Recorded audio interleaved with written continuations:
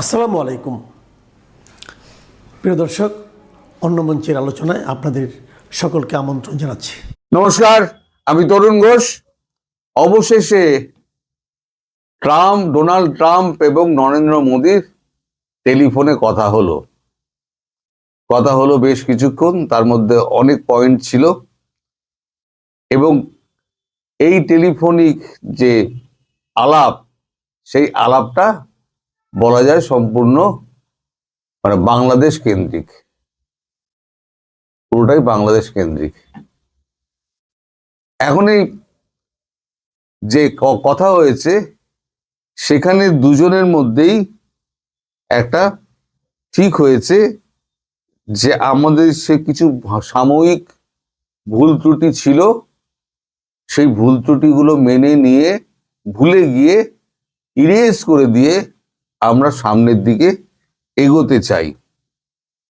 Ukraine Russia যুদ্ধে ভারতের মধ্যস্থতা উনি চেয়েছেন। এ ব্যাপারে যা ঘটে গেছে সেটা বলেছেন উনি যে ব্ল্যাকবোর্ডে লেখার মতো ডাস্টার দিয়ে তুলে দিন, এখানে কোনো দুঃখ প্রকাশ বা সরি বলার কোনো জায়গা নেই। আমরা দুজনেই দেশের আমাদের স্বার্থের কথা ভেবেছি, আমাদের আভ্যন্তরীণ দেশের রাজনীতির কথা ভেবেছি। এর বাইরে কিছু নয়, যা হয়ে গেছে। আমরা চলুন সামনের দিকে তাকিয়ে চলি। পুরোটাই কিন্তু বাংলাদেশ কেন্দ্রিক এবং সেখানেই ঠিক হয় যে আমাদের বিদেশমন্ত্রী 6 থেকে 10 ফেব্রুয়ারি মার্কিন যুক্তরাষ্ট্র সফর করবেন এবং সেখানে এই বাংলাদেশ ইস্যু নিয়ে চূড়ান্ত কথাবার্তা হবে। আমি যে প্রথম থেকে বলে আসছিলাম, বাংলাদেশ থেকে পা না তুললে আমেরিকা কোনোভাবেই কিছু হবে না, সেইটা কিন্তু সত্যি হতে চলেছে এতদিন বাদে। তো এর মধ্যে উনি একটা অনুরোধ করেছেন যে ভেনেজুয়েলা থেকে আপনি তেল কিনুন। এখন ভেনেজুয়েলা তো মাদুরোকে তুলে আনার পর ভেনেজুয়েলার পুরো তেলের দখল এখন আমাদের মালিকের হাতে। এখন মালিক বলছেন যে ভারতবর্ষকে আপনি কিছু তেল কিনুন। তো মোদিজি বলেছেন আমাদের বাণিজ্য মন্ত্রীকে পাঠাচ্ছি, পীযূষ গোয়াল, তিনি যাবেন। যদি রেটে পোষায় তাহলে পরে আমরা নিশ্চয়ই নেব, কিছু ডিসকাউন্ট দিন। আমরা ডিসকাউন্ট রেটে আমরা তেল কিনছি, আমরা রাশিয়া থেকে তেল কিনছি, ইরান থেকে বর্তমানে আমরা তেল কিনছি না, এই কারণে যে ইরানের সঙ্গে আপনাদের একটা ইসরায়েলের একটা গন্ডগোল চলছে, সেই নিয়ে আমরা এখন চাবাহার বন্দরেও আমরা কোনো নিবেশ এখন আর করবো না, আর ইরান থেকে তেলও আমরা নেব না। কিন্তু ভেনেজুয়েলা থেকে তেল নিতে আমাদের আপত্তি নেই, কিন্তু যদি রেট ঠিক থাকে, আপনি আমার ডিসকাউন্ট রেটে দিন, আমি আপনার থেকে নেব। সব ছেড়ে দিয়ে আমি শুধু ভেনেজুয়েলা থেকেই তেল নেব, আমার কোনো আপত্তি নেই, আমার কোনো অ্যালার্জি নেই কোনো কিছুতেই। তখন উনি বলেছেন ঠিক আছে, আপনি আপনাদের বাণিজ্য মন্ত্রীকে পাঠান, আমাদের বাণিজ্য মন্ত্রী তাদের সঙ্গে বসবেন, বাণিজ্য সেক্রেটারি তার সঙ্গে বসবেন, ওদের সেক্রেটারি বলেন, তার সঙ্গে বসবেন, বসে ওনারা নিজেরা ঠিকঠাক করে নেবেন। যা ঘটে গিয়েছে। এবার বাংলাদেশ নিয়ে যেটা আমি বরাবর বলে যাচ্ছিলাম যে মার্কিন যুক্তরাষ্ট্র তার সিদ্ধান্ত বদলেছে। এবার মার্কিন যুক্তরাষ্ট্রের খোদ প্রেসিডেন্ট তিনি ফোন করে নরেন্দ্র মোদীকে বলেছেন যা হয়ে গেছে, ব্ল্যাকবোর্ড থেকে ডাস্টার দিয়ে মুছে ফেলুন, এখানে কোনো সরি নেই, কোনো দুঃখ প্রকাশ নেই, সামনের দিকে এগিয়ে চলি, আমরা যে যার দেশের জন্য করেছি। যাই হোক, এখন এই আমাদের যে 68টা অ্যাপাচে যেটা নিয়ে আটকে রেখে দিয়েছিলেন ডোনাল্ড ট্রাম্প, 68টা অ্যাপাচের আমাদের টাকা দেওয়া শোধ হয়ে গেছে, সব কিস্তি শেষ, কিন্তু এখনো পর্যন্ত মার্কিন যুক্তরাষ্ট্র একটাও অ্যাপাচে দেয়নি।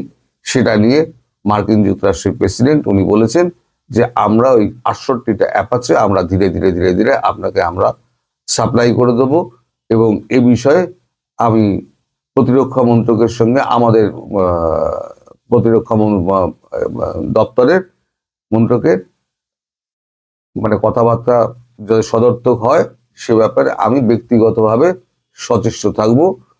আর যেটা হচ্ছে প্যাকড সিলিকন।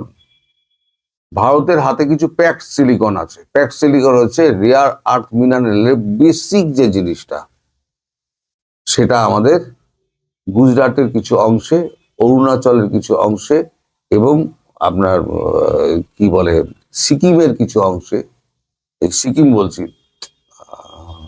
ওটাকে কি বলে, অরুণাচল, গুজরাট এবং আর একটা জায়গা আমার মনে পড়ছে না, এই মুহূর্তে মনে পড়ছে না।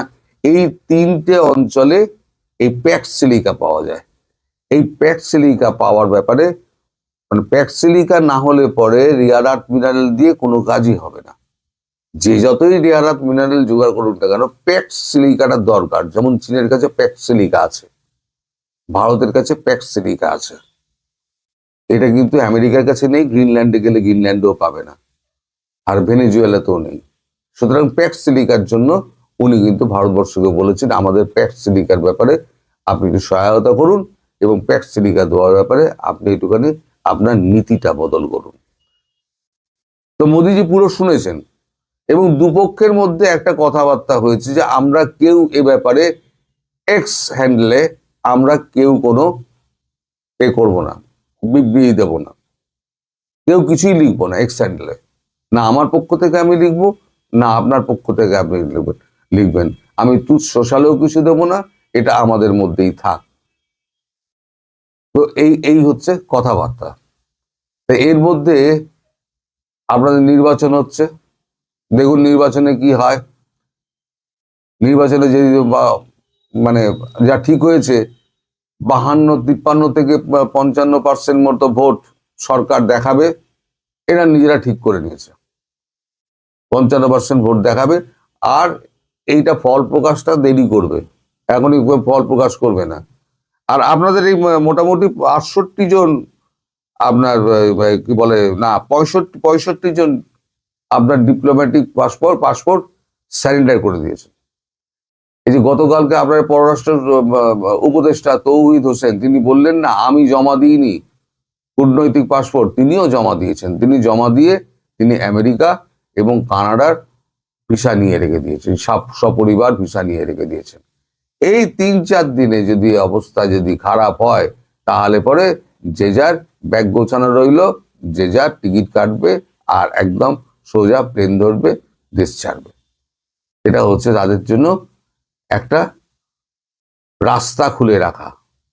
এই যে কূটনৈতিক পাসপোর্ট জমা দিয়ে আমি সাধারণ পাসপোর্ট দিয়ে আমি ভিসাটা আমি করে রেখে দিলাম, মানে ভিসাটাকে চেঞ্জ করে দিলাম। আগের ভিসা করা ছিল, ওটাকে চেঞ্জ করে দিলাম এই পাসপোর্টে। তো এবার কি হলো, এবার আসি আপনাদের নেত্রী শেখ হাসিনার কথায়। শেখ হাসিনা 4 তারিখে আপনাদের 12 জন নেতাকে ডেকেছেন। 4 তারিখে, এই 4 জানুয়ারি, আজকে 2, পরশু দিন হচ্ছে 4 জানুয়ারি ডেকেছেন। কারণ তিনি ভেতরে ভেতরে তৈরি হচ্ছেন। তিনি বলেছেন যে একটা জিনিস পিছিয়ে গেছে, সেটা অন্যের কারণে পিছিয়ে গেছে, উনি কারোর নাম করেননি, আমিও নামটা করব না, একজনের জন্য পিছিয়ে গেছে, কিন্তু এবার পরিস্থিতি বদল হয়েছে। এই বদলি পরিস্থিতিতে এবার কিন্তু আমাদের খুব তাড়াতাড়ি কাজটা সেরে ফেলতে হবে এবং আমাদের দেশে ফিরে আমাদের দেশের হাল ধরতে হবে। এটা গেল নাম্বার 1।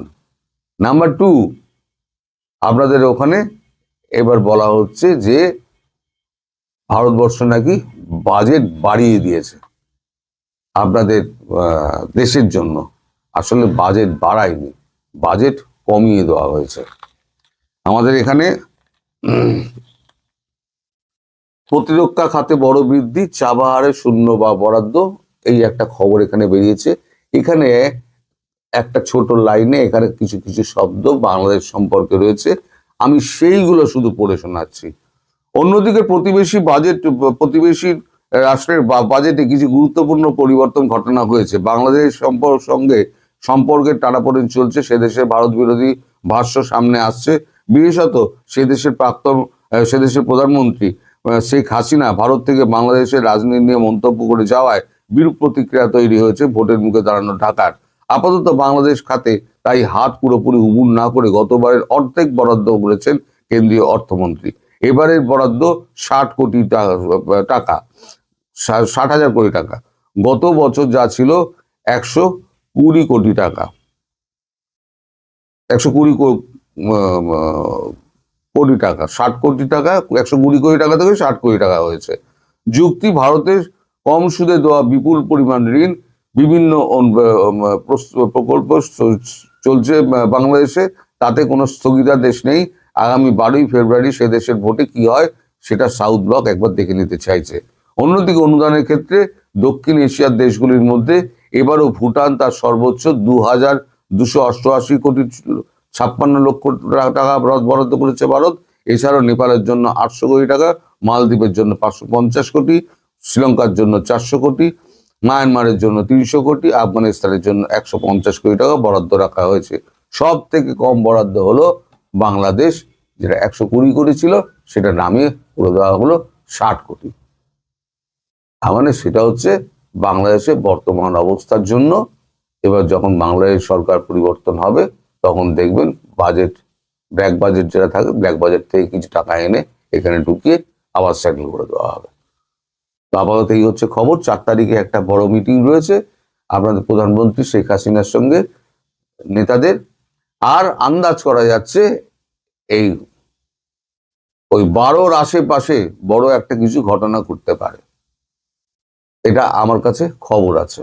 12 তারিখের আশেপাশে আগে বা পেছনে এরকম একটা কিছু ঘটতে পারে, বড় ঘটনা ঘটতে পারে, যেটা আপনারা এখন কল্পনা করতে পারছেন না। আপনাদের দেশে বসে সেটা আপনাদের কাছে একটা দুর্বুদ্ধ জিনিস মনে হচ্ছে। তবে এই 6 থেকে 10 অব্দি জয়শঙ্করের বাংলাদেশে বাংলাদেশ ইস্যুতে মার্কিন যুক্তরাষ্ট্রে যাওয়া এবং সেখানে এই বেন ক্রিস্টেনসনকে ডেকে পাঠানো হয়েছে বাংলাদেশে, এটা বলতে ভুলে গেছিলাম। বেন ক্রিস্টেনসনকে ডেকে পাঠানো হয়েছে, সেখানে তিনিও উপস্থিত থাকবেন।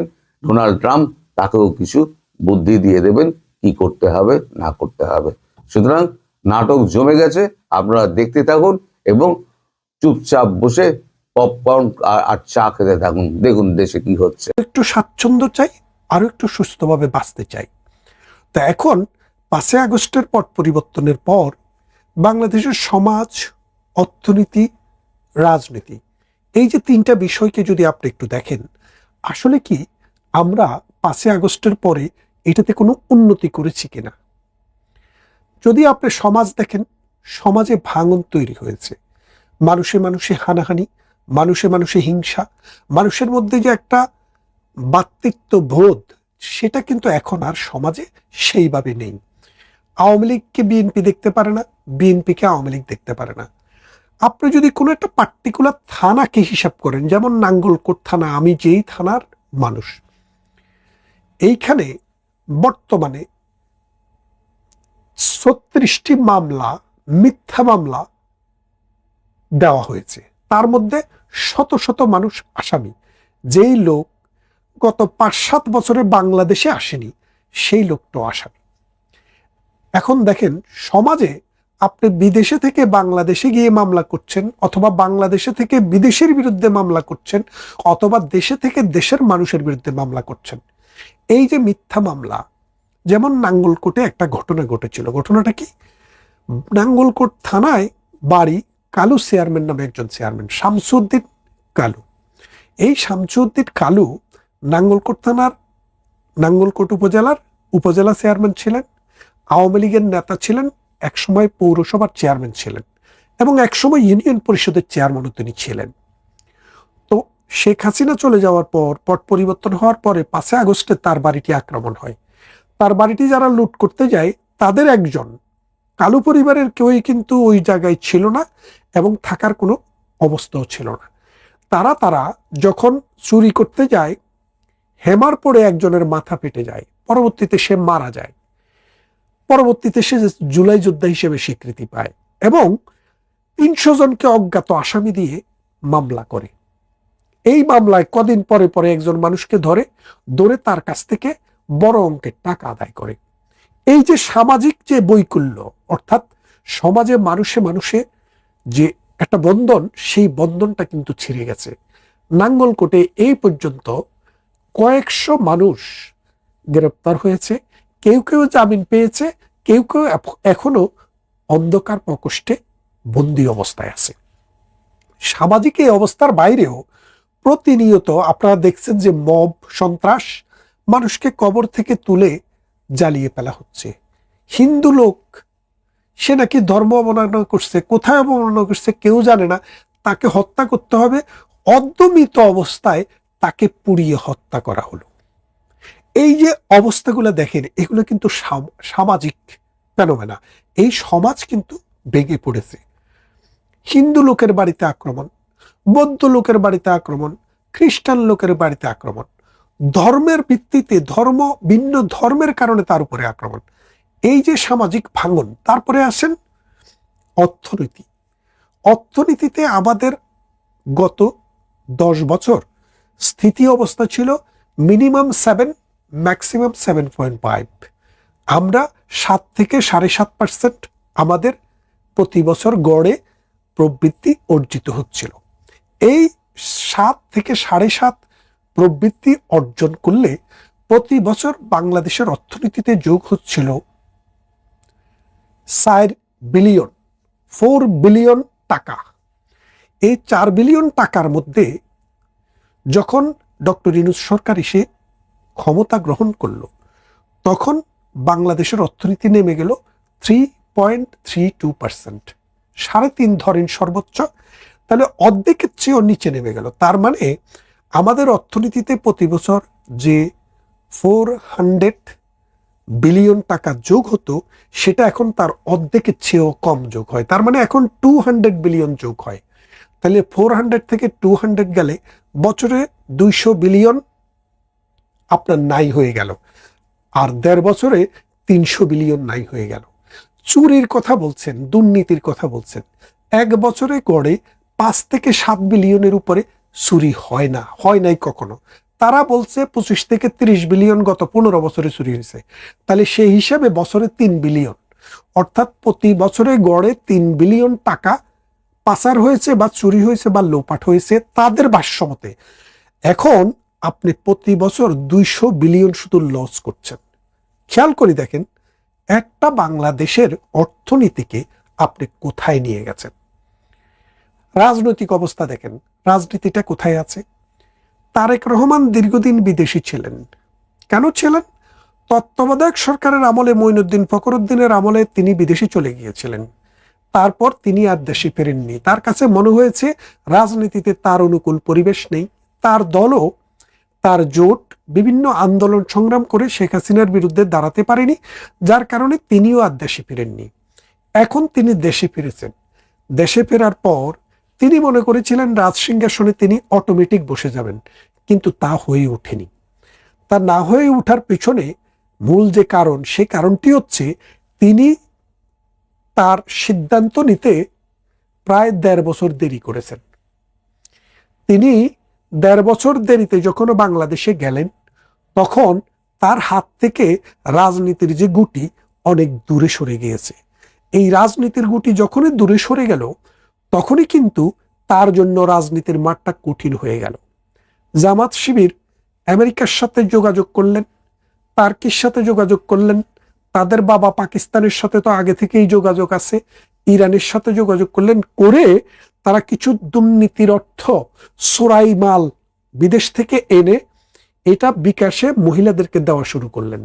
এবং জামাত শিবির যদিও একজন প্রার্থীও মহিলাকে দেয়নি, তারপরেও মহিলাদেরকে ব্যবহার করে কোরআন শরীফ নিয়ে নিয়ে গ্রামে গঞ্জে গিয়ে মহিলাদেরকে হাত দিয়ে বলছে, আপনি ওয়াদা করলেন তো। এই ওয়াদা করাইয়ে করাইয়ে মানুষেরকে ধর্মের ভয় দেখিয়ে জাহান্নাম জান্নাতে বিক্রি করে তারা এই তারেক জিয়ার বিরুদ্ধে একটা ন্যারেটিভ বাংলাদেশে দাঁড় করিয়ে ফেলছে। সাদেক কায়েম, কদিন আগেও যিনি আওয়ামী লীগের নেতা ছিলেন, ছাত্রলীগের নেতা ছিলেন, তিনি দেন হয়ে গেলেন কি?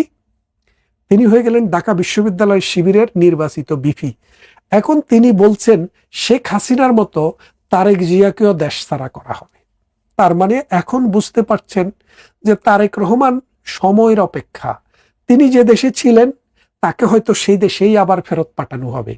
কিন্তু বিএনপির ম্যাক্সিমাম লোক সেই জিনিসটা বুঝতে পারেনি।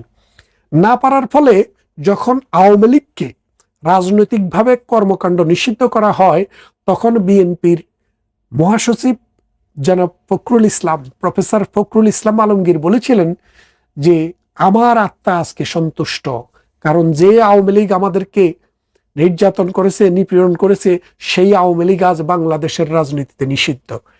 তাহলে খেয়াল করে দেখেন, আওয়ামী লীগ যখন নিষিদ্ধ হলো, আপনারা চৈত্র মাসে জুটগা বাতাস দেখছেন না, এইভাবে ঘুরে। এই ঘোরার কারণ হলো, কোনো একটা জায়গা যখন বাতাস শূন্য হয়ে যায় প্রচন্ড গরমের কারণে, তখন চারদিক থেকে বাতাস এই জায়গাটা দখল করার চেষ্টা করে। আর যে সময়টা ঘুরতে থাকে এই সময়টা পর্যন্ত দখল হয় না। যখন দখল হয়ে যায় তখন ওই জুটকা বাতাসটা আর থাকে না। এটাই কিন্তু সমুদ্রে কিন্তু ঘূর্ণিঝড় এইভাবেই উঠে।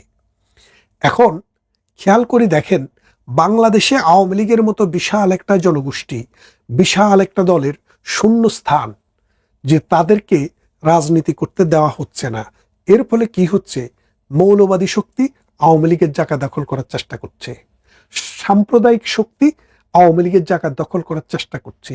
যারা প্রো বাংলাদেশ আওয়ামী লীগ, তারা এন্টি বাংলাদেশ সেন্টিমেন্টাল লোকেরা বাংলাদেশের রাজনীতি দখল করার চেষ্টা করছে।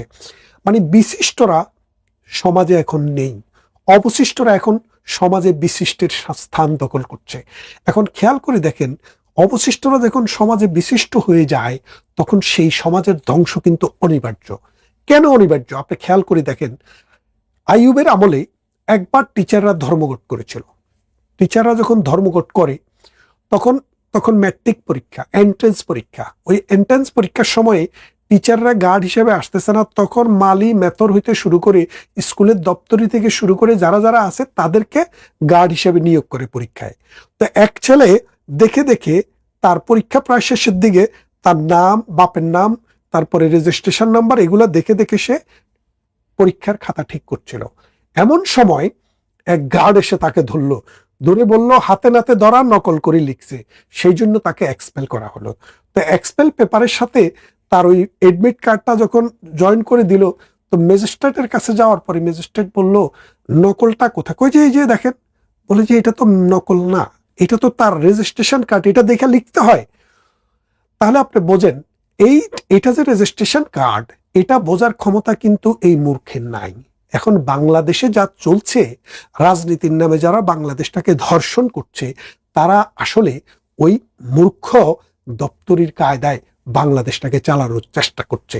এই চেষ্টার ফলে তারেক রহমানেরা খুবই আনন্দিত হয়েছিলেন, কিন্তু এখন দেখা যাচ্ছে তারেক রহমানদের বারাবাতে ছাই দিয়েছে। এই ছাই দেওয়ার পর তারেক রহমানকে উদ্ধার করতে হলে, বিএনপিকে উদ্ধার করতে হলে এবার আবার ওই আওয়ামী লীগকে লাগবে। কারণ সাম্প্রদায়িক শক্তি ধর্মকে ব্যবহার করে।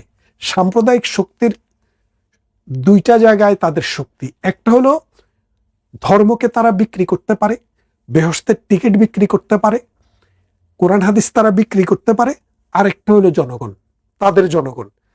আর আওয়ামী লীগ বিএনপির শক্তি হলো একটা, সেটা হলো জনগণ।